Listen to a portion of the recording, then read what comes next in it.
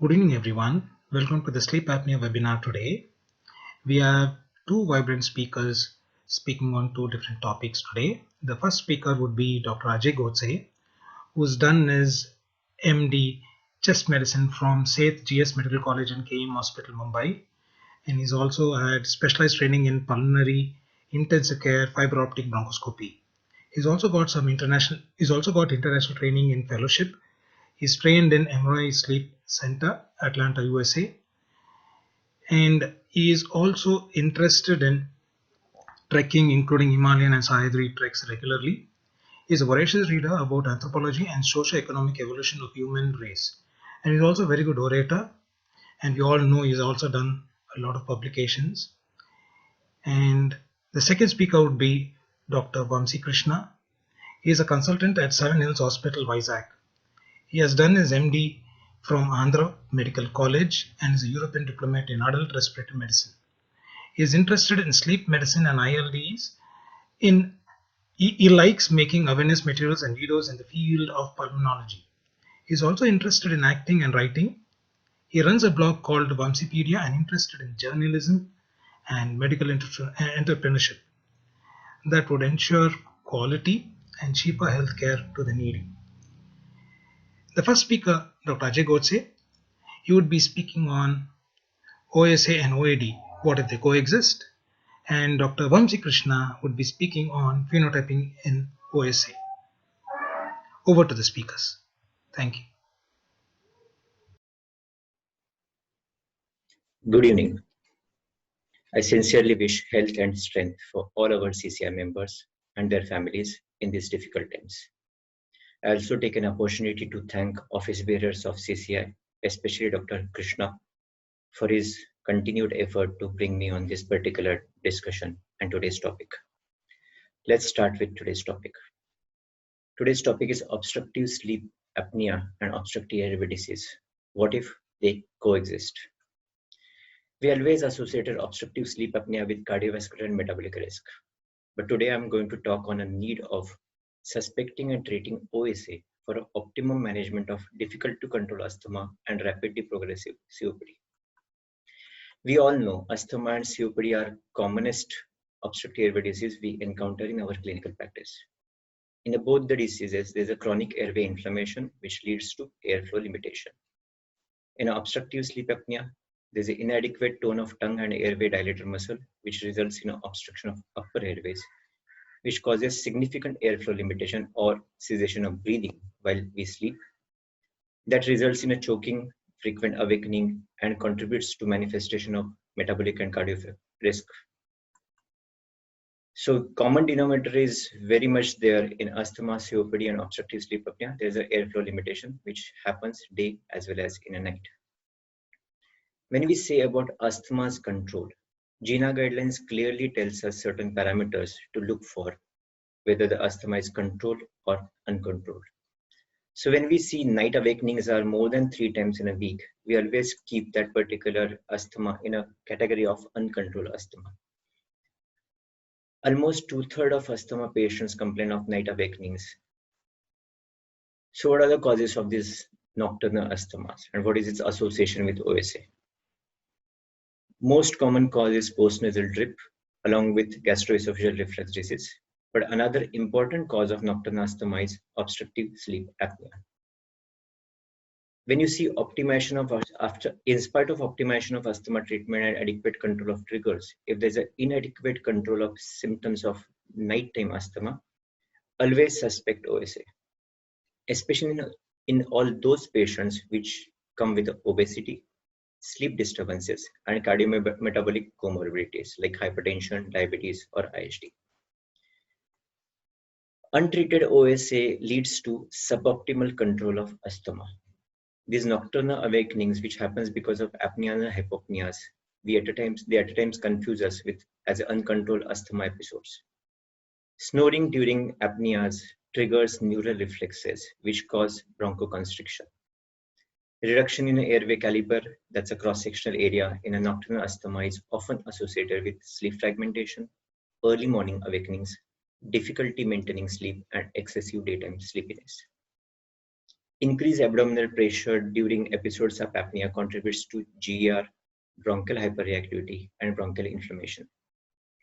Patients with difficult to control asthma can have an increased number of episodes of apnea as well as oxygen desaturation, especially during REM sleep. Severe OSA is usually associated with severe asthma. Mean nocturnal SpO2 drops significantly lower in patients with severe asthma than in control asthma. Higher prevalence of OSA in patients of severe asthma suggests that diagnosis and management of OSA is very important in improving even asthma control. We use inhaled corticosteroids for the treatment of asthma, and at times higher doses of inhaled corticosteroids to control inflammation in nocturnal asthma is associated with increased incidence of OSA compared to one with a low dose of ICS. Higher dose of ICS compromises upper airway dilator muscles, which acts as a facilitator for development of OSA. So what are the interactions between OSA and asthma? OSA induces obesity. Obesity is associated with increased asthma episodes. So coexistent asthma and OSA worsens clinical pictures of asthma, and OSA can stimulate weight gain that further increases severity of asthma.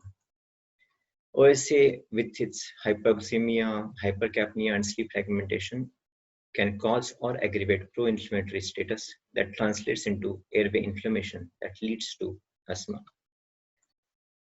Significant increase in the negative intrathoracic pressure caused by upper airway obstruction can predispose retrograde movement of gastric contents or GER, and that can worsen asthma symptoms. Severe uncontrolled asthma patients has 15 times more emergency room visits and 20 times more hospitalization than in patients with moderate asthma. OSA plays an important role in asthma exacerbation. Use of CPAP to treat OSA can decrease exacerbation, improve quality of life, and reduce the number of cases of difficult to treat asthma. Use of CPAP in appropriate settings is beneficial for nocturnal asthma and OSA duo. It reduces bronchial hyperreactivity, it reduces bronchial and systemic inflammation, it improves sleep architecture, it improves cardiac function, and significantly reduces gastroesophageal reflux. Almost 43% of COPD patients complain of some other type of sleep difficulties. Difficulty both in initiating as well as in maintaining sleep. Frequent arousals during sleep may be because of their persistent cough and sputum production. They also complain of excessive daytime sleepiness. COPD is known for blunted ventilatory response to hypoxia and hypercapnia in sleep. This further increases from NREM to REM. In NREM, this response drops to 16%, and in a REM, it further drops to 32%. Nocturnal desaturations are very frequent in a COPD. This recurrent transient nocturnal desaturation causes surges in a systemic hypertension as well as in pulmonary artery hypertension. They also cause arrhythmias. When we say COPD is uncontrolled, we are basically trying to say that there are more frequent episodes of oxygen desaturation. There are more sleep time with hypoxia. There's more severe hypercapnia and development of pulmonary artery hypertension. If you see these 4 parameters which we circled here in this particular slide, most of these signs are associated with COPD disease progression. But these same signs are associated with evolution of OSA. Hence, sleep disorder breathing should be looked into every uncontrolled or rapidly progressive COPD. What are the consequences of overlap syndrome? Overlap syndrome is COPD along with OSA. Overlap syndrome, you have more episodes of nocturnal oxygen desaturation. You have a greater risk of prolonged oxygen desaturation at night than those with OSA but without COPD. More prolonged hypoxemia and coexistent COPD appears to increase morbidity as well as mortality considerably than OSA alone. 16% of OSA patients develop pulmonary artery hypertension, whereas 86% patients with OSA and COPD, that's overlap syndrome, develop pulmonary artery hypertension, significantly increased. Increased risk of death is also greater in overlap syndrome than in either OSA or COPD alone. There's increased evidence coming up that both COPD and OSA have their inflammatory consequences because of systemic cardiovascular diseases. COPD patients with classic symptoms of OSA, especially sleep complaints, must be evaluated with polysomnography. Mild COPD usually don't develop pulmonary arterial hypertension, but if mild COPD with evidence of pulmonary arterial hypertension, then they should be referred for overnight sleep study. In an opposite way, OSA patients with smoking history and respiratory symptoms, OSA patients with daytime hypoxia and hypercapnia should undergo PFT. Why diagnosis of overlap syndrome is important? Because it relatively gives you poorer prognosis. CPAP titration is very much needed in overlap syndrome than mere oxygen correction, which we usually do in other diseases. Early development of pulmonary hypertension should be looked for in overlap syndrome and then should be treated aggressively. What is the treatment of overlap syndrome? Goal of treatment of overlap syndrome is to maintain adequate oxygenation all the time, day and night, and prevent sleep disorder breathing. Weight loss, oxygen, and medication help us there. In a weight loss, precisely, we are trying to say fat loss and muscle toning. Because when you have a fat loss, it decreases central obesity, which is beneficial for OSA. And when somebody does a muscle toning, it increases endurance, which is good for a COPD. Supplemental oxygen with CPAP always help patient, but supplemental oxygen alone blunts ventilatory drive. At times it harms patient, increasing duration of apnea events and end apnea PCO2. Bronchodilators and corticosteroid, the classical treatment of COPD, helps other sleep parameters to improve, but not necessarily apnea hypopnea events. CPAP is a still gold standard to treat OSA as well as overlap syndrome. CPAP rests respiratory muscles. CPAP offset intrinsic PEEP, which is developed in a severe COPD. CPAP shows improvement in a 12-minute walk test. CPAP also shows improvement in daytime oxygenation and hypercapnia. This particular study, which is the longest study, 25 years of this study, called Wisconsin Sleep Cohort Study, around 1,522 adult employees of state agencies were recruited. Age group was 30 to 60 years. Data was collected from 1988 to 2013. Every person in this study was gone through in-lab PSG and he filled health-related questionnaire. Every eligible participant were ruled out of OSA. Every 4 years, in-lab PSG and health-related questionnaire were repeated. Final sample consisted of 547 participants who contributed to total more than 1,000 sets of 4-year intervals. Results were self-explanatory. 27% participants with asthma experienced OSA, whereas 17% participants without asthma experienced OSA in a serial 4-year survival intervals. Participants with pre-existing asthma have a relative risk of 1.39 for OSA and 2.72 for OSA with habitual sleepiness. Higher risk of development of OSA was associated with long duration of asthma, more than 10 years. So we can conclude from this particular study that asthma is associated with increased risk of new onset OSA. What are the take-home messages? Take a sleep history for all respiratory, cardiac, and metabolic disorder patients. Keep an index of suspicion high for sleep disorder breathing in patients of difficult to control asthma and rapidly progressive COPD. Asthma patient that needs inhaled corticosteroids more than 500 micrograms per day should be monitored closely for evolving sleep complaints. Patients with severe obstruction in spirometry should be screened for nocturnal oxygen desaturation. COPD patients with daytime hypoxemia should be screened for sleep disorder breathing. Patients with overlap syndrome should be titrated appropriately with the oronasal CPAP rather than correction of saturation alone. CPAP patients with nocturnal hypoxemia should not be treated with oxygen alone and should be screened for sleep disorder breathing. So in the last slide, I need to say this particular thing. For few patients of obstructive airway disease, inhaler alone may not be enough.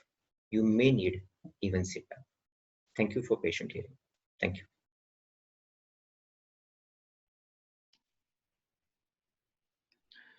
Hi, a very good evening to all of you. I'm just sharing my screen.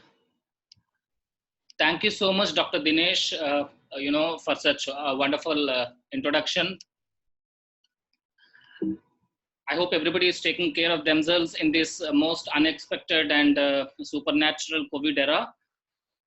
For a while, let us keep the COVID aside and then see as to does phenotyping exist in obstructive sleep apnea?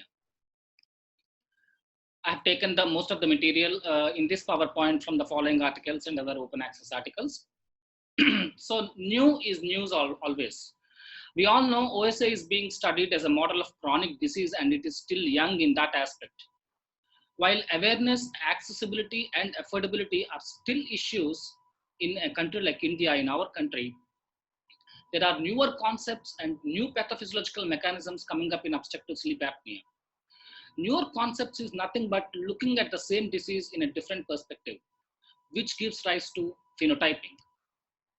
In every given condition, you have a pathology, you have a physiology, and the pathophysiology, when seen in different demographic patterns, in sets of patients, in subsets of patients, in sets of patients, we arrive at a phenotype in that particular condition. So it's the same that happened with asthma and COPD.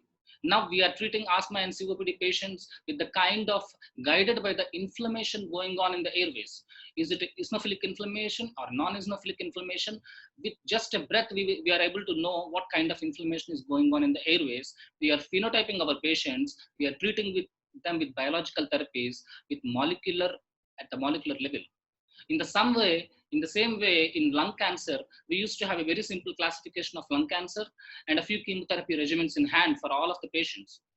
But then, now we are in a stage where we are able to detect mutations in each type of cancer and give targeted therapy, a personalized, tailored treatment to every lung cancer patient of ours. So what about obstructive sleep apnea? In fact, obstructive sleep apnea has its claws and toes into every system of the body, into central nervous system, into cardiovascular system, into diabetes and whatnot. So what about obstructive sleep apnea? Why do we need phenotyping in obstructive sleep apnea? After all the hurdles of convincing the patient for sleep study, and then if you find obstructive sleep apnea in that patient and convincing for therapy, what do we have in hand?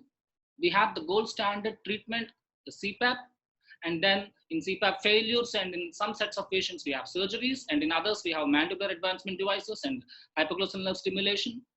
And these are the few things we have in hand. As if this is not sufficient, we have complications and disadvantages for each treatment modality. Now, are we kind of capping the treatment of OSA patients with CPAP? Are we not looking beyond these simple modalities? Though there are other modalities with less successful outcomes in the research models.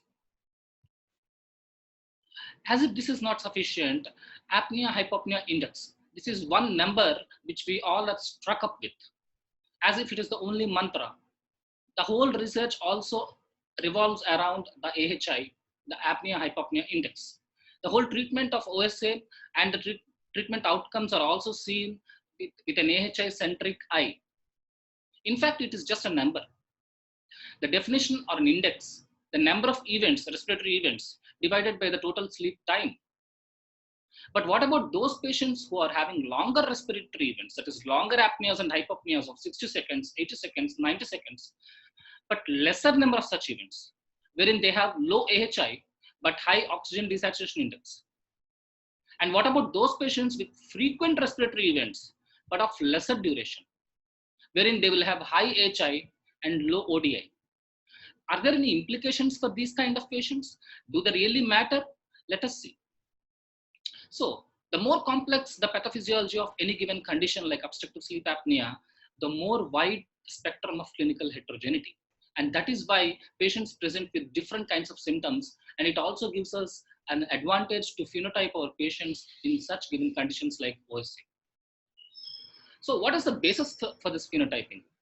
This presentation is just a bird's eye view. There is a lot of research going on in the field of phenotyping of obstructive sleep apnea.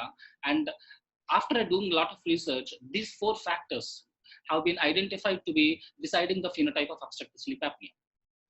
One is anatomical, the other is non-anatomical. In the anatomical part, we will see whether there is susceptibility of a given person to pharyngeal airway closure during sleep. And in the non-anatomical part, we have impaired pharyngeal dilator muscle function, we have low arousal threshold, and we have high loop gain. These are the 3 factors which are going to see. So we got to see 4 narratives in our obstructive sleep apnea patient once we diagnose him before deciding the therapy of obstructive sleep apnea, of course, with more reinforced research and evidence. God has given us a great body configuration, but he has left the pharyngeal airway at the mercy of the soft tissue around it. In a normal person, if you see the soft tissue and the bony closure, there is an appropriate airway lumen. But if you take an obese patient with a lot of soft tissue around the neck, and if you have the same kind of bony enclosure, you can see that the pharyngeal airway lumen is a little bit collapsed and narrowed because of the pressure of the tissue around the airway. So the pressure of the tissue matters. In the same way, if some patient is having a craniofacial abnormality, like small maxilla or a mandible, and even then there is compromised airway lumen. And if there is additional soft tissue, then it becomes a worse condition. So upper airway is an unraveled enigma. A lot of research is going on into it, and it forms the basis of the pathophysiology of obstructive sleep apnea. It is considered as a Starling resistor model, which is used for cerebral flow, blood flow and all. And the airflow depends upon the proximal pressure. Consider a patient lying supine in front of you. This is the mouth of the nose and the larynx and the oropharynx. And this segment, which does not have any bony support, is the collapsible segment. And the tissue around determines whether air goes inside or not, whether there will be proper airflow or not. And of course, the neural inputs. So the P proximal, the P distal, the P tissue determine whether the patient will have any upper airway collapse in his sleep or not. So let us go into upper airway collapsibility. And the whole thing revolves around P crit, which is also called P close nowadays. It is the pharyngeal critical closing pressure. This pressure is the pressure at which, to keep it in the most simple terms, at the pressure at which there is cessation of airflow through the pharynx. So different people have different P crits. Depending upon that, we can estimate the severity of obstructive sleep apnea or the propensity of a given patient to obstructive sleep apnea. It describes the differences in the upper airway collapsibility in the spectrum of sleep disordered breathing. The gold standard approach to quantify the functional anatomy during sleep is the P crit. And in a given patient, most of the times they are stable unless there is inappropriate weight gain or sudden weight gain because of whatever factors. So the P crit, it's me who decides whether there is airflow which is going inside the lungs or not. It is me who will decide the upper airway collapsibility during sleep. If you see, the more negative the P crit, the more normal the patient's airway will be during sleep. More negative pressures. As the pressures become more positive, the patients will be having respiratory events. And it is all about compensation of the neuromuscular compensation and the soft tissue or the craniofacial properties. It varies from individual to individual. This particular picture actually gives lots of insights into the pathophysiology of the upper airway collapsibility. So a patient with a P crit between 0 to -5 has a relatively stable airway. The point to be noted here is approximately 20% of patients with OSA have similar airway collapsibility compared to people without OSA.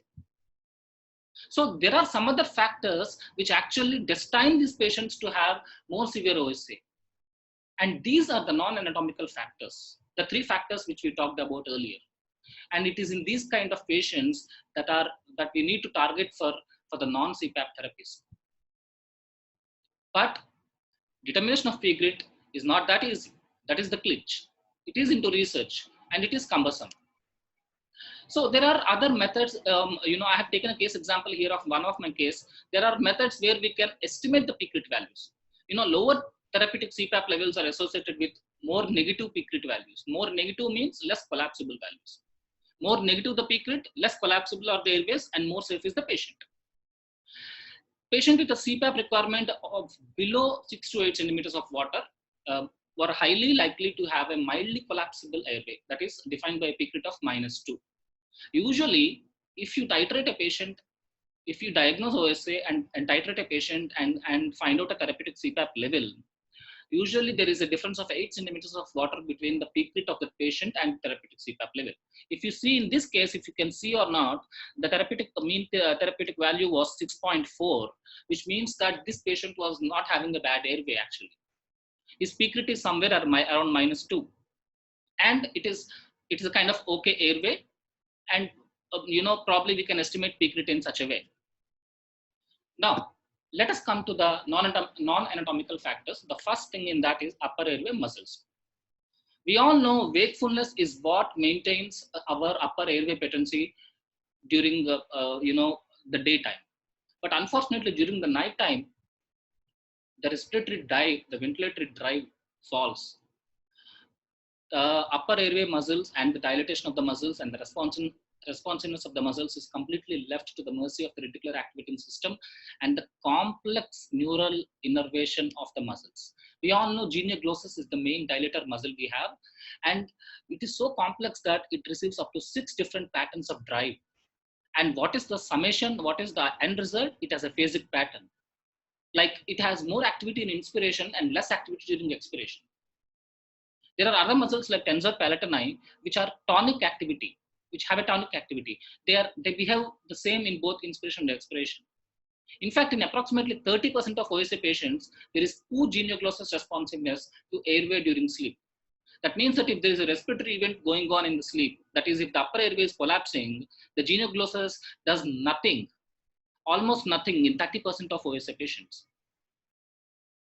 So it's all about the balance of forces. It is about the balance of forces promoting closure of the airway and forces promoting the patency. I do not want to go into the details. It has a lot of clinical factors, demographic factors, and pathophysiological factors, and of course the central nervous system.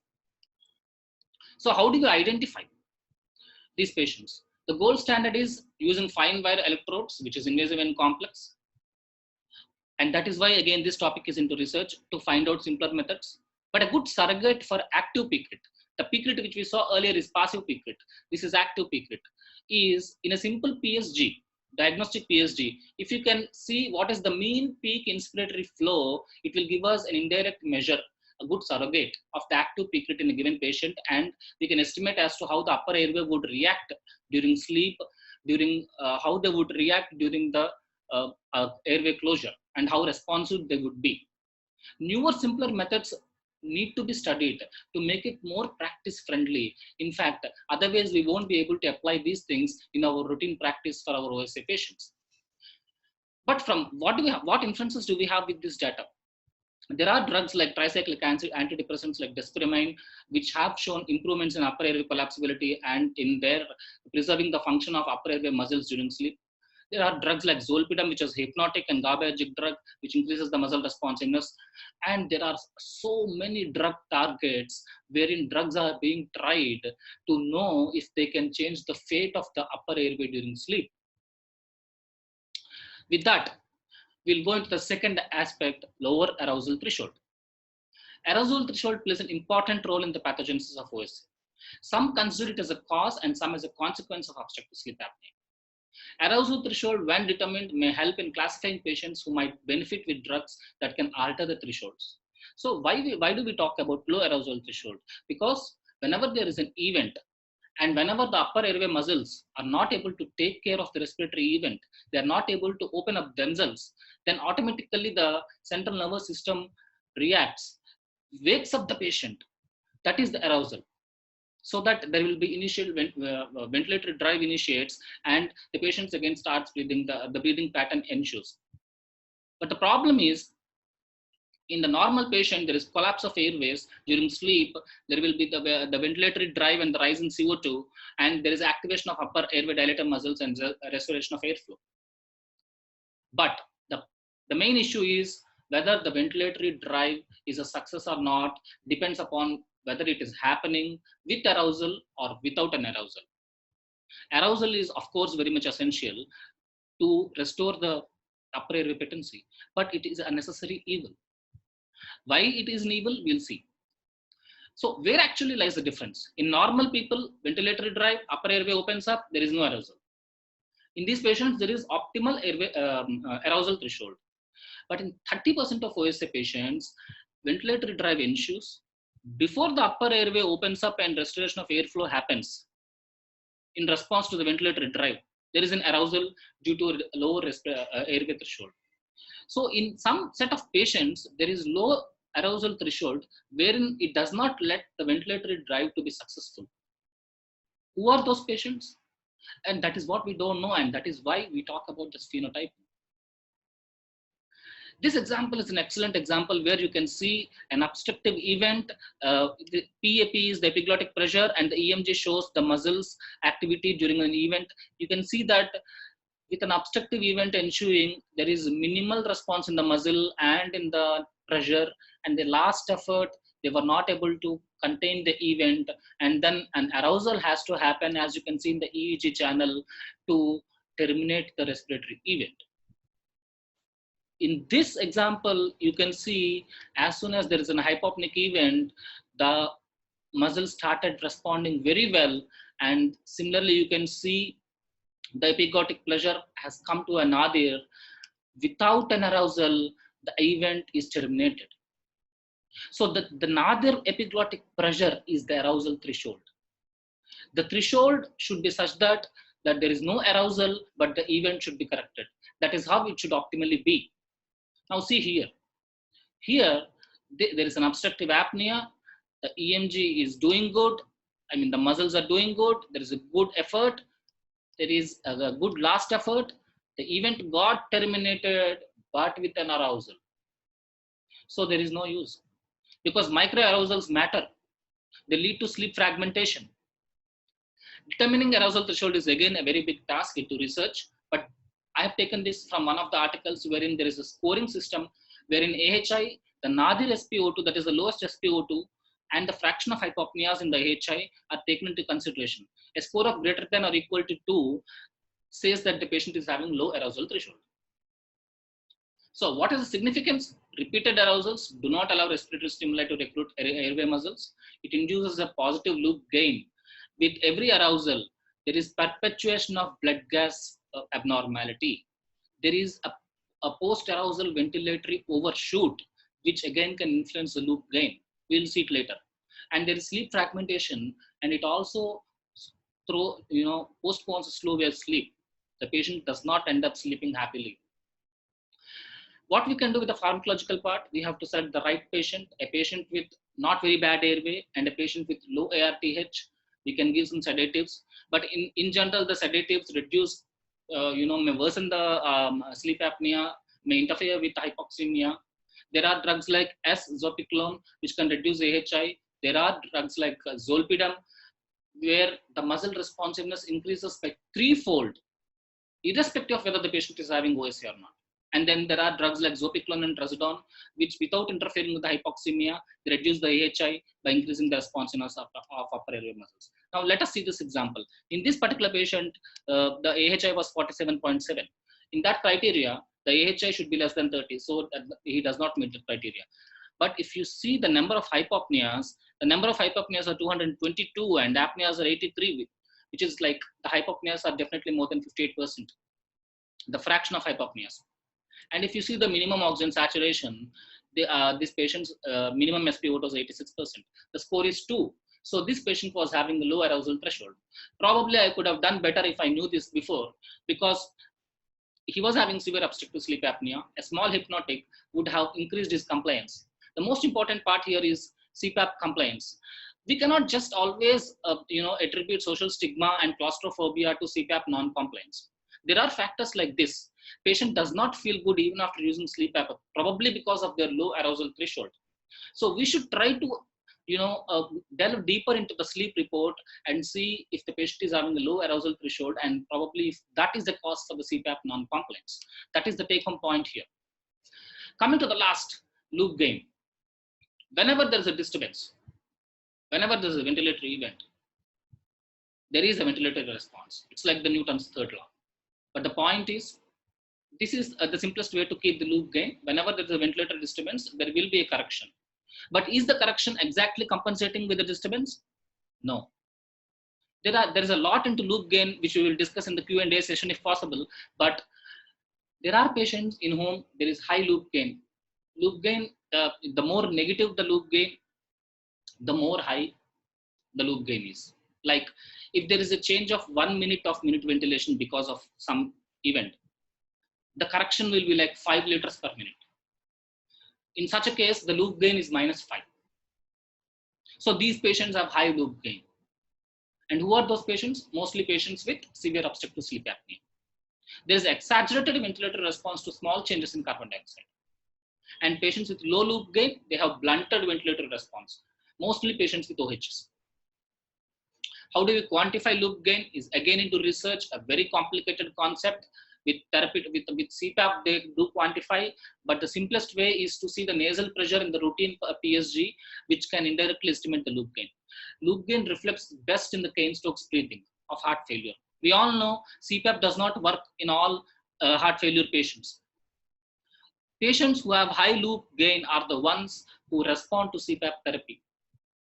So loop gain does matter in many patients, and we should be able to estimate what the loop gain is in a given patient. Only then we will be probably doing justice to the patient. Clinical application of loop gain: oxygen therapy reduces loop gain and hence reduces severity of obstructive sleep apnea. Carbonic anhydrase inhibitors like estezolamide also reduce loop gain and reduces severity of OSA by nearly 40%. In patients with high loop gain and low aerosol threshold, a combination of oxygen and a hypnotic can bring major reductions. Say you are having a patient with mild to moderate OSA who is not really having any big issues with his daytime routine, then probably oxygen therapy and hypnotic can reduce the AHI to normal values.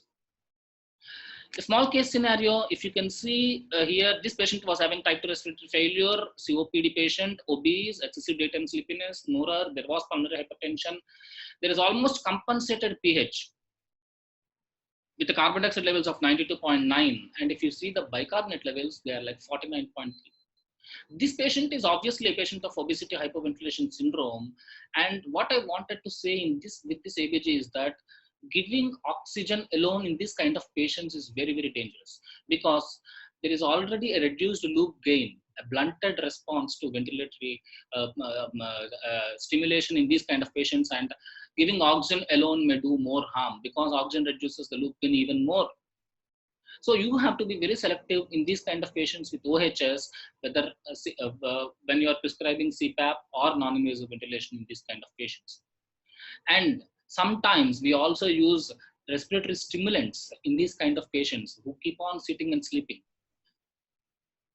The main point is that estezolamide and medroxyprogesterone also interfere with upper airway collapsibility, and they do more harm in patients with OHS. So estezolamide, sometimes it is instigating for us to start in patients with high bicarbonate levels to reduce them. We have done that in a few patients, but the problem is that it may reduce the loop gain even more further and make the ventilator response more blunted. So that is how probably we'll have to, this is my understanding of extrapolating loop gain into our practice. So the final slide: a patient with low aerosol threshold may not find relief with CPAP. These patients contribute to CPAP poor adherence and compliance. Low aerosol threshold could lead to sleep fragmentation, may result in cognitive impairment and excessive daytime sleepiness. OSA patients with high loop gain may be more vulnerable for cardiovascular consequences. And to remind you, patients with REM predominant AHI also have more cardiovascular comorbidities and mortalities consequences. So AHI is just a number, and sometimes it does not even correlate properly with the consequences of obstructive sleep apnea. And the basic gist of this presentation is what I wanted to express is that there is a lot of phenotyping in making in obstructive sleep apnea in the field of OSA, and then Probably we'll have to delve deeper into the sleep reports, read them thoroughly, research them, see the various permutations and combinations, compare it with the clinical characteristics of the patient, see the compliance of the patient, and then decide as to what good we can do for them. Future is phenotyping. There is a lot of material on the internet. There are so many articles. This is just to show, the complexity of phenotyping in obstructive sleep apnea. Thank you. Thanks, Dr. Ajay and Dr. Vamsi, for that wonderful talk. Now we can take some questions. There are quite a few questions. The first question is to Dr. Ajay. Is hyperreactivity of airways or treatment with high doses ICS a cause of OSA in asthma patients? Dr. Ajay?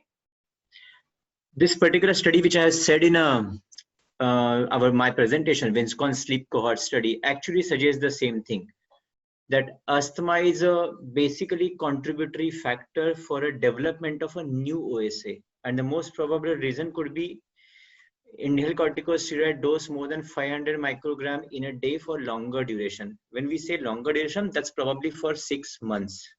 So yes, ICS high dose can be a contributory factor for the development of new onset OSA in asthma patients. Okay. What about the COPD patients? Is it applicable even for COPD?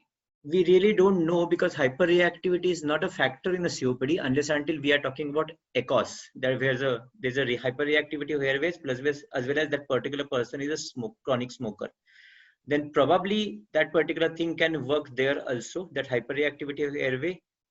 You require little more dose of inhaled corticosteroid and then probably can cause or develop a new onset OSA. Okay. And there's another question to you, Dr. Ajay, from Bhavin Shah.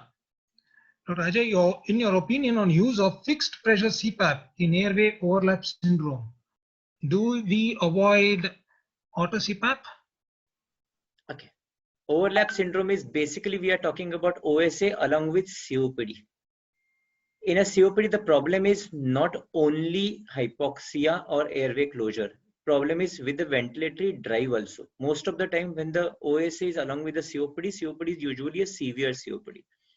So there's a ventilatory drive problem, and alone CPAP with the fixed pressures, when there's no variable pressures, which can happen in an auto CPAP, it's a little difficult to manage this patient with a fixed pressure CPAP, because these people have a tendency of developing chronic bronchitis now and then. And when there's a chronic bronchitis, you have an upper airway edema, which is recurrent.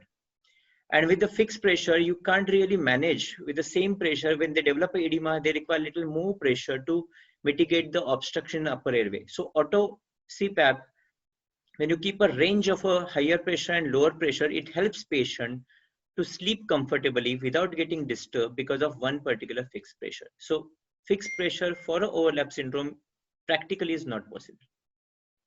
Okay. Do you also suggest in these people getting some nebulizations before we start the NIV? Nebulization would help theoretically, but probably one nebulization before sleep is not going to help for a chronic inflammation which is set in for years together in a COPD. I'm just saying in the acute onset, do you still acute feel onset it will help? Again, I'm coming to the thing, your nebulization means if your budesonide comes into the nebulized form, it gives you 500 microgram of a budesonide. That's again a high dose ICS. So it would probably work as a counterproductive there. Okay. Okay. There are quite a few questions. Now, the second question again to you, Dr. Ajay. I'm sorry, the third question. Most of the questions seems to be directed to you, probably because of your topic. Clinical. It's a clinical talk. That's why. Yeah, I can understand. Okay. 1 second. In the meantime, I must say Vamsi's lecture was really good, interesting. I learned a lot of things from that lecture, frankly. It's a beautiful lecture. Yeah, it's wonderful one. Yeah. There's a question from Shankar. Please suggest practical approach to correction or maintenance of sleep hygiene correcting. Okay. Sleep hygiene is an important but neglected part of a sleep disorder treatment. Basically, person requires to be a little more responsible when he goes to bed, when he gets out of a bed, what he does before he goes to sleep, whether he opens his laptop, mobile too often and too long before they go to sleep. So he says practical approach. Practical approach is basically counseling. You need to reinforce the same thing again and again in every visit. There's no pill of sleep hygiene that somebody can swallow and then he would have a sleep hygiene. But then it's not matter of one person. It's a family culture also. If everybody in a family is going to bed by 1 a.m., that one person cannot go to bed before that. So it's basically a family culture, which probably with the blue screen or white screen by so many devices and OTT platform, it becomes difficult for people to manage or maintain their sleep hygiene, but it's a needed. Because if we maintain sleep hygiene well, probably we can deal with a lot of non-specific sleep complaints. People probably won't require sedatives and hypnotics, which is rampantly prescribed for them because they don't get a sleep, because they don't sleep at the scheduled sleep body clock. Okay, I also come from Bangalore where we find a lot of IT people. So most of the times they do come in with these sort of problems. Now they do ask these questions like, I used to sleep well, but not now. So what next? So what would you suggest on that? You ask them the question, what is changed in last few days then? Yeah, Because it's a lockdown, people are now more free to see their yeah. all missed OTT channels. Like our own people are now looking at OTT channels to fill in the gap of whatever is happening there. So probably it's a basically relook at your own schedule. More you sync with the biological clock. When sun rises and sun sets, we probably are better with sleep. Better. Okay, and what is your suggestion for people who actually are on the night shifts most of the times, even otherwise, not during the lockdown, even otherwise? So, what would you I suggest in case yeah, they can't change their job profile? What would you suggest? that's a genuine problem. That's a genuine problem. I absolutely understand. That's a genuine problem. It's not something which is their irresponsibility, but there's a solution there. If they can, if they can turn their day into night with the help of their family. I'm saying with the help of their family, because if you have a placed a separate bedroom where you can close the curtains, make a absolute pitch dark in your bedroom, if there's no movement in your bedroom, if nobody's sharing that particular bedroom for any other activities in a daytime, because it's a daytime for a family, it's a night for you, but it's a daytime for family, then it probably can be possible. Maybe a small melatonin can help, when it can give you a timed a 2 hours prior to your scheduled sleep time, which probably in the morning, but melatonin 2 hours prior before they leave from their workplace would help them to actually start that particular rhythm. You may not require melatonin for long duration, but initial for 8 to 10 days to start the rhythm, melatonin can help. Yeah, yeah, that is a genuine problem. I usually give these people for at least a week or so, and they usually You give respond well. melatonin or Zolfresh? You give melatonin or Zolpidem? Melatonin. That's better. That's better. Yeah, I do give melatonin. I don't give Zolfresh. No, that actually, yeah. Thanks a lot. And Dr. Vamsi, to you, can you explain CPAP therapy in context of peak grid pressures? Yes. Basically, the whole concept of this sleep apnea revolves around the peak grid pressures, the critical closing pressures, and the more positive the peak grid, the more propensity of OSA, and the more need for CPAP therapy. Basically, we are trying to give a positive pressure from outside. Ideally, it should be like you should be giving a negative pressure from inside. You should be applying more intrathoracic negative pressure. To counteract that, we are giving a positive pressure which overcomes the critical pressure, that is the peak rate, with a CPAP machine. So that is the basic thing, the relation between CPAP and peak rate. So in the context of peak rate, when it comes to CPAP, one should keep in mind that it is taken into consideration when a plain CPAP is considered. It is only taking into consideration the passive peak rate, that is the anatomical collapsibility only. it is not taking into consideration the active peak rate. That is the neuromuscular, the force which comes to contain these events, to contain the collapse, to reopen the airways. So peak rate should always be seen in that aspect, and CPAP therapy should also be seen in the same aspect, that it is dealing with the passive peak rate, and so we should not, other non-anatomical factors CPAP would not address. So that is the relation between CPAP therapy and peak rate. And see, I also work in a cancer institute. So what happens here is there are many patients who actually undergo a lot of facial maxillary surgeries, and post that, mucositis and all that sets in. So would you suggest NIV or a sleep polysomnography in them before the operation? What do you Yes, sir. think? What is your take on that? Yes, yes. So you see, for example, the stop bank questionnaire, which we very frequently use in our clinics, is actually designed by the anesthesia people. It is always advised to do a portable study before patients who have high probability of OSA, and especially in these kind of patients who post surgical aspects might have craniofacial abnormalities like the neurosurgical patients. Definitely a sleep study, at least a portable study with a cardiorespiratory monitoring, will be sufficient, or it does good to those patients to diagnose OSA beforehand, so as to avoid post anesthetic complications as well.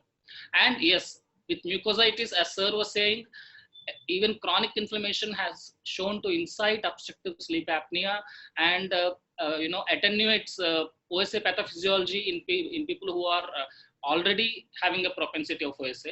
So these changes should definitely be taken into consideration in cancer patients who are undergoing surgical therapy, and especially if the craniofacial structures and the maxilla and the mandible or the soft tissues in the upper airway are involved.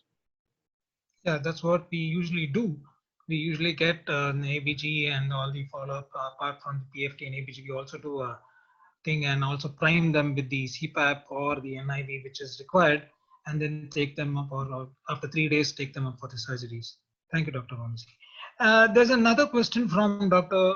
Pramod Tadich. I hope I got his name correct. In polysomnography, if AHI is 11 and respiratory arousals are 19, where will you place such cases, and what will you offer such patients considering age 54, weight 105 kgs, COPD, diabetes, hypertension, supine AHI was 19? Which CPAP or BiPAP would you prefer, and how to monitor the pressure response in follow-up? Quite a big question. Yeah. So, Dr. Ajay, would you want to take that?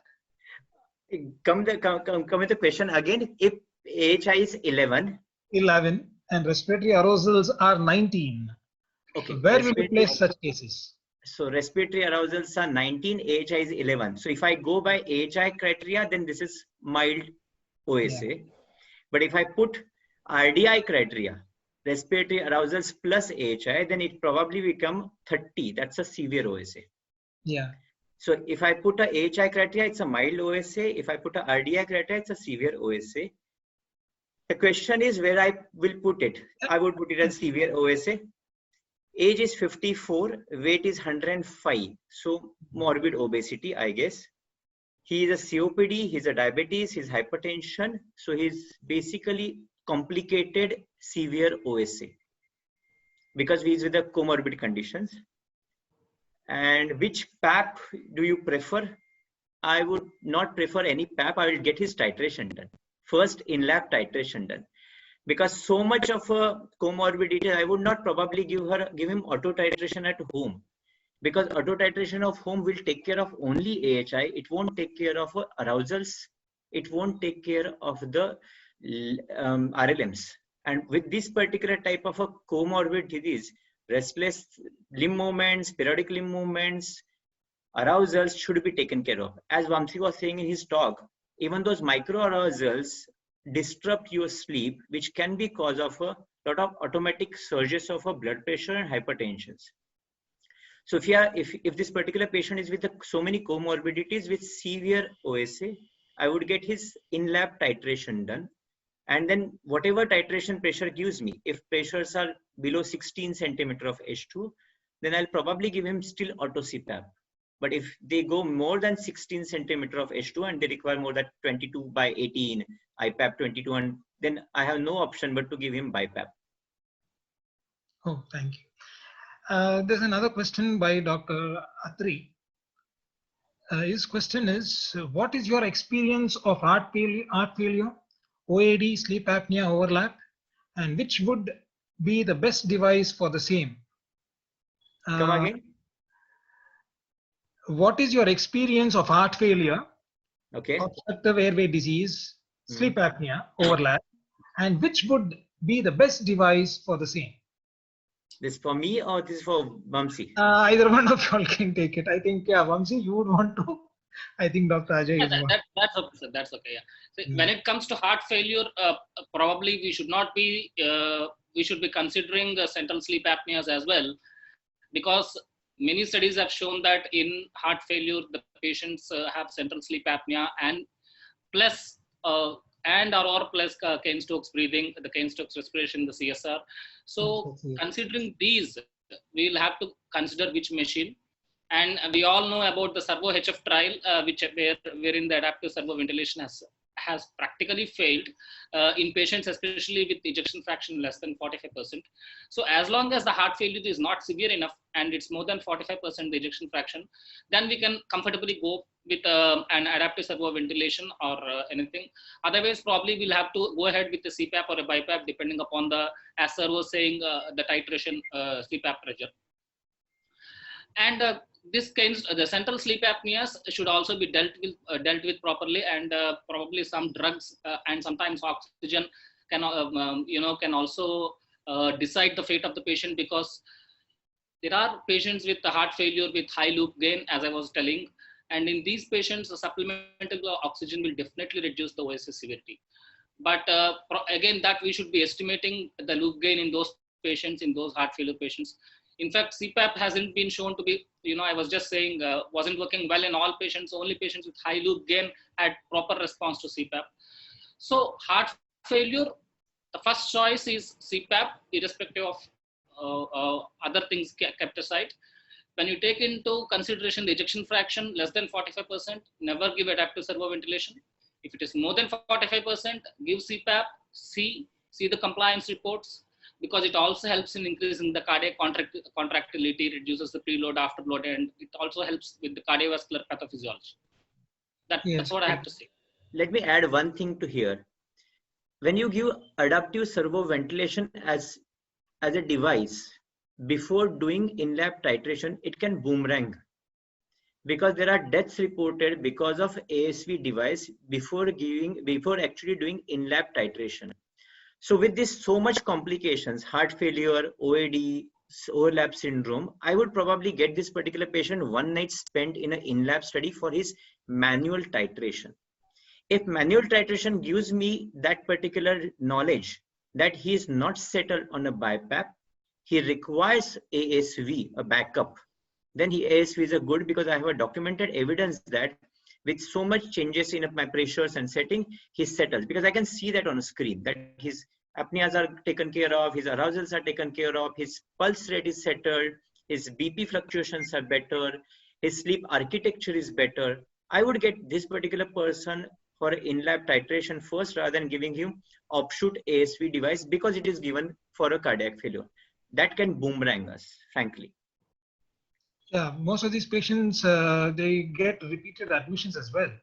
Yes. So probably we can do that when they are in the hospital itself, probably if not in the lab per se, at least in the bed in the hospital. Yeah. Especially these patients where CSA is central sleep apneas are not really managed well with the auto titration. Yeah. Yes. Yeah. Okay. Oh, that's a wonderful question, though. Yeah, quite a few questions. It's hardly really very difficult to pick up these.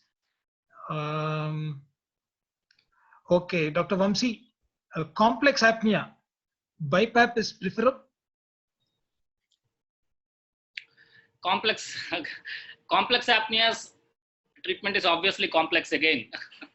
So complex apneas are, you mean to say the treatment emergent sleep apneas. again, the best treatment is recommended is adaptive servo ventilation for them. But then there is a lot of people keep saying that with the usage of auto CPAP over time, complex sleep apneas automatically vanish and they get corrected by themselves. So ideally, a CPAP should do even for complex sleep apneas. But the latest research has shown that there are studies being done trying to couple the nervous system and the respiratory cycle, comparing the RR interval in the ECG and the respiratory events, and dividing the patients into high frequency coupling, low frequency coupling. And they have found that there is one phenotypic, the one subset of population where this low frequency coupling, there is a narrow band low frequency coupling which is heritable, and these patients are more prone for treatment emergent sleep apnea. So probably we cannot see the complex sleep apneas as really so simple that they might go away and just vanish with prolonged CPAP therapy or BiPAP therapy. So there is no single device which we can define for complex sleep apneas. What we can only do is that do more frequent compliance reporting, seek the compliance reports of those patients, start with the CPAP, but the best treatment would be adaptive servo ventilation. Okay. How frequently would you want to do the monitoring? In the first 1 year of diagnosis, I usually ask for every 3 months or 2 months. But later on, once in 6 months, I usually do. If at all I observe that the residual AHI in the titration reports are very high, or they have increased when compared to the previous compliance reports, then I would recommend a more frequent compliance and probably a repeat sleep study if necessary, because there might be changes in the body configuration, and we can as well look at the usage of CPAP and all. Depending on that, we can make a guess as to what is going wrong. Can I add one thing to this? Yeah, please go ahead. Whatever Dr. Bamsi told, it's absolutely right that complex sleep apnea, the preferred method of treatment is auto-servo ventilation. There's one problem here. If this particular complex sleep apnea is because of overcorrection of AHI, then it can be managed by just decreasing little bit of a pressures of a CPAP. I'll tell you what happens in a live titration. A person is set on by technician on a 14 centimeter of a H2O pressure CPAP. His AHI come down to 4. But then this particular technician is little more overzealous to make it 0. So he increases his pressure to 16. The moment he increases his pressure to 16, his ventilatory drive goes off and he start developing a central sleep apneas. Because you require certain amount of ventilatory drive to ask your diaphragm to breathe. Yeah. So he start getting AHI now 11, 12. If a vigilant technician, while doing a titration in lab, obviously it's an in-lab titration, he can decrease the pressure by 2 points, 16 to 14, and he can get rid of those particular treatment emergent apneas. I'm not saying it would work every time, but it would work most of the time, because auto-servo ventilation is not something which is a drop of hat treatment for everybody. At a time, it's a right good titration, because there are certain titration like optimum titration, acceptable titration. So certain amount of AHI is absolutely acceptable to start the treatment, because over a period of time when they use a PAP device, the edema around the airways decreases and the amount of a pressure required to take care of their AHI also decreases over a period of few weeks. So not necessarily your first pressure which are given to you on a first diagnosis would remain your last pressure after 3 months. So complex emergent apnea, the first thing is let it first confirm that whether it is because of a wrong titration or it is genuinely complex apnea. Very true. Exactly. Very true. I just want to add one point here to Sir what said. Like you are rightly saying that, first whether it is a genuine complex sleep apnea or not, because central sleep apnea sometimes emerge out of the blue, not related with the titration too, because the CPAP may take care of the airway collapsibility, but a central apnea might be hiding behind the obstructive event. And in central apneas, there is a propensity of, long expiratory times, especially if there are, a CPAP wouldn't be able to take care of the expiratory time, which we need higher modes of ventilation to maintain the expiratory time. And in such cases, probably, other modes will be the salvage. Okay. Yeah, that's wonderful. Okay, there are quite a few questions coming in. Very quickly, one question from Dr. Krishna. He's asking difference between obese and non-obese OSA. I think Dr. Vamsi, would you want to take because you've spoken about yeah, Sure, yeah, sure. The first example I would give is that even somebody like me with a BMI of 19 can have OSA. But the problem is, obesity has become a kind of phenotypic trait for OSA patients, and we all think that only obese patients have obstructive sleep apnea. The fact is that around 40 to 50% of patients who have OSA, that is prevalence of OSA, they are not obese. So difference is that positional therapy might help in non-obese OSA patients if the AHI is in the mild range, but in obese OSA patients, positional therapy may not work. And in addition to the upper airway collapsibility, there are other factors which the obesity influences, like the chest wall compliance, the suction pressure of the lower trachea, the intra-abdominal pressure, which again increases the intrathoracic pressure where swings, and all these things. So these have to be kept in mind when we are treating a patient of OSA with obesity and without obesity. So that is okay. that far I can go. I just don't want Dr. Ajay to add up something more here. No, it's Okay. absolutely okay. There's no difference. You need to treat both of them equally aggressively. Not necessarily somebody is not obese. That means his OSA is something which is uncomplicated. Because if he has developed obesity without being, he has developed OSA without being obese, he would still be at a risk of a cardiometabolic risk factors. We Southeast Asians have this particular type of a mandibular structure that the passage behind the tongue and a throat wall is actually narrow. So we can have this particular type of a non-obese OSA very commonly seen in our practice, and they still needs to be treated exactly same way or maybe aggressively, because they really don't perceive the risk themselves. Because society and health campaign has told that obese are at risk, so non-obese people at times feel that they are not at a risk. So they should be told. Yeah, they keep coming up with the question saying that, see, I'm not obese, so why should I even go for this study? And that We is the probably don't tell them that obesity is not a general obesity, it's a mode of a truncal obesity. It's a central obesity. So yeah. most of people have a paunch on a tummy, they have a little thicker neck, but they don't appreciate it because they don't look obese by general standards. Yeah, exactly. So when you have to do a lot of counseling and explaining to them Absolutely. rather than, yeah. Okay, there's another question from Dr. Ravi Dosai. He, he has a question. A lot of COVID patients complain of lack of sleep. Is it a lack of sleep epidemic in the offering? Dr. Ajay, would you want to take that?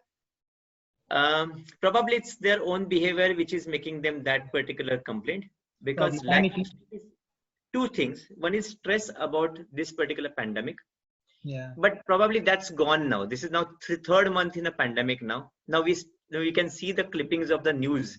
Everybody is taking now this pandemic lightly nowadays. So that stress would be there at the back of mind at a certain subconscious level, but probably their routine is changed, their day schedule is changed. They are going bed late Exactly. night, they're getting up out of a bed very late. So the whole cycle is changed. Probably that's the reason of their sleep disturbances now. And I'm also a just lot of, worried, if this unlock happens suddenly, what will happen to the office crowd? People will start getting excessive daytime sleepiness, so-called excessive daytime sleepiness in offices. yeah, Pseudo and it's EDS. also the, sorry, Yeah, sorry, Dr. actually. Vamsi. Yeah, pseudo. Pseudo, yes. Okay. There's another question from Dr. Tridib Chatterjee. He's got a question on hypoglossal nerve stimulation as treatment for OSA. Dr. Vamsi? See. Yes. Hypoglossal nerve stimulation is being studied extensively nowadays, and it works predominantly in those patients who have upper airway, collapsibility. And depending upon, again, here the peak rate again comes into action. So if the peak rate says that the airways are highly collapsible, then it is not wise to go for a HNS. And the most important thing is that in these kind of patients, we can identify there is something called reverse phenotyping, reverse engineering kind of thing. wherein you can do a DISE, drug-induced sleep endoscopy, see what kind of collapse is going on, whether it's a concentric collapse or is it a lateral wall collapse, is it a partial collapse or a complete collapse. And what studies have shown is that HNS doesn't do well in patients who are having concentric collapse. And unfortunately, 30% of the patients who underwent DISE in most of the studies have concentric collapse, wherein HNS proves to be futile. So HNS in OSA, useful in very selective patients. And if there are non-anatomical factors apart from the upper airway collapsibility, which are having the upper hand of, in OSA, then definitely HNS isn't a choice in those patients. The basic point is that some amount of anatomical abnormality has to be there for any patient to develop OSA. It is a must to, depending upon the role of and how much role the non-anatomical factors are having, we have to take into consideration. So regarding HNS in OSA, if the patient is having a concentric collapse on DISE, then it is, it is of no use, and DISE is recommended before recommending HNS in any patient of pure OSA. Okay. You all are okay in taking more questions? Absolutely okay. Okay. Okay. There's a question from Dr. Bhavin Shah, to Dr. Vamsi. What is the correlation between AHI on CPAP as monitoring tool on follow-up visits? Sort of a repeat question, but what do you feel so? Yeah, but really very important question, because as I was saying, everything is AHI centric. As sir was saying, in-lab titration would give you so much of information, but auto titration on follow-up on compliance reports, the residual AHI, probably that was the question asked, I guess. The residual AHI does not give us much information. We are very happy if the AHI is less than 5 or less than 10, and if the patient is doing good. And fortunately, if he had excessive daytime sleepiness and other symptoms of OSA, the patient will be even more happy. He would appreciate the use of the machine. But correlation of AHI, most of the studies when it comes to therapeutic outcomes, like if CPAP is studied in hypertension or in patients with diabetes with insulin resistance, they see the HbA1c levels in diabetes. They see what is the average fall of BP in the post-therapeutic CPAP populations. So fortunately or unfortunately, AHI is being taken into consideration, but AHI does not determine the pathophysiological consequences of OSA, and so AHI should not be considered as the sole predictor of CPAP or BiPAP or whatever PAP therapy success. We have to look into other matters too, apart from the number AHI. Okay, again, to you only, Dr. Vamsi. How do you plan a sleep study in COVID era? By Dr. Bhavin.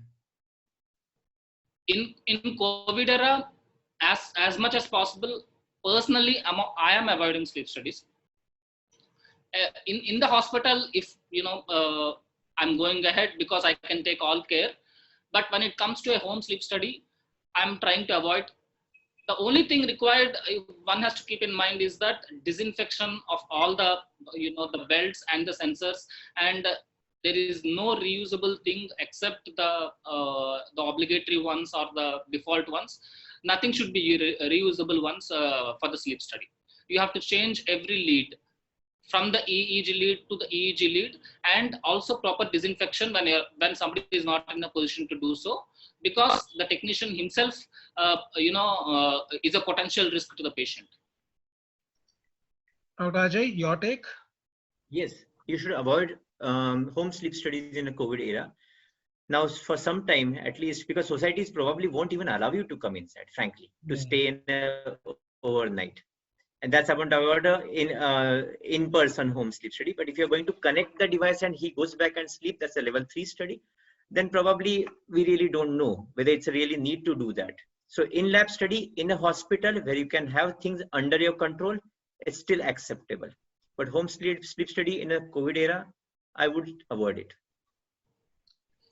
Paradoxically, in this phase, people are comparatively and relatively idle, And patients who have denied sleep studies earlier are asking for sleep studies now because they're ideal for home sleep studies, And this paradoxical thing I have experienced in the last few months, but it is not wise to advise, I guess,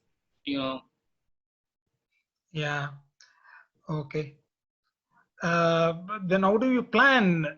So you mean to say that it is better to do a institutional study rather than the home study, right? That was the next At question this by moment, Bhavin Shah. So that is a take-home message. Okay. Dr. Praveen, he says, after how many days or weeks of COVID positive patients who converted to negative, polysomnography should be done in suspected OSA patients? I still feel we can still wait. What do you say, Dr. Ajay? yes, they say virus keep on shredding for about 21 more days. So about a month after he turns negative, that's the safest time for a patient, his relatives, and for our technicians to work for a sleep study.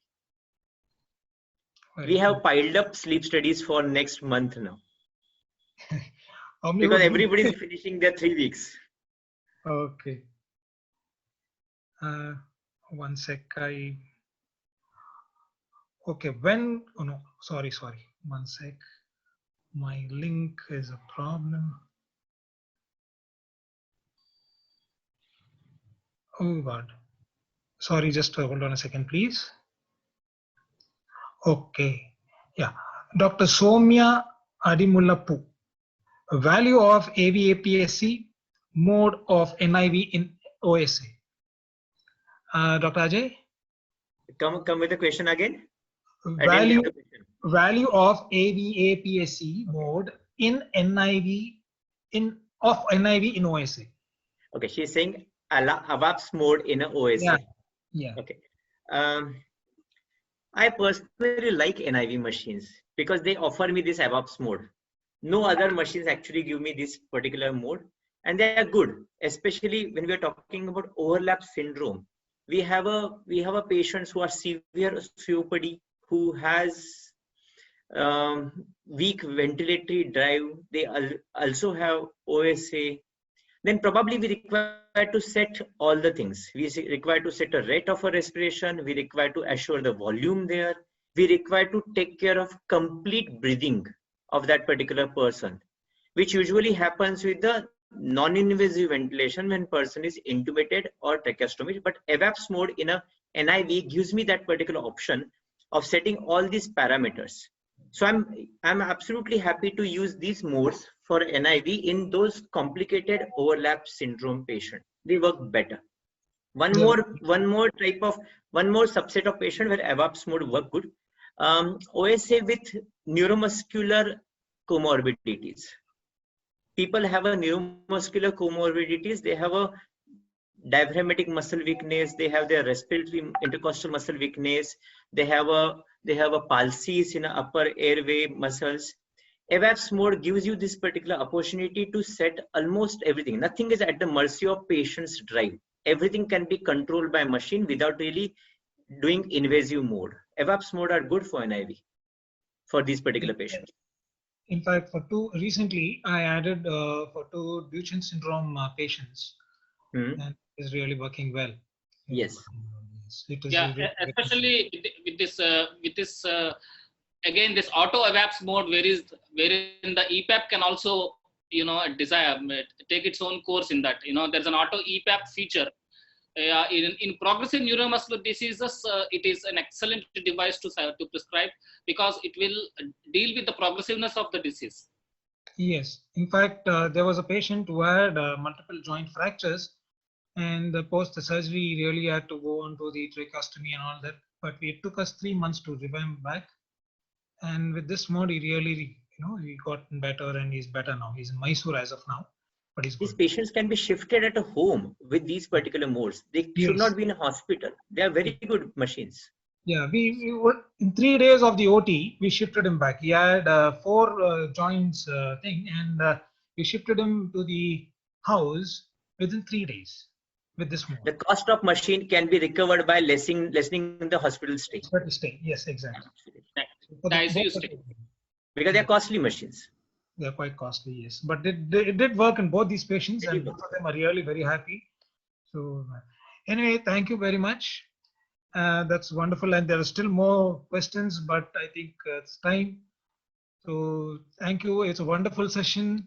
Both Dr. Ajay with his lot of experience and Dr. Vamsi, the budding actor as well. Thank you very much. Thanks a lot. And thanks the Vamsi, it was CCI. nice. Vamsi, it was nice to have you.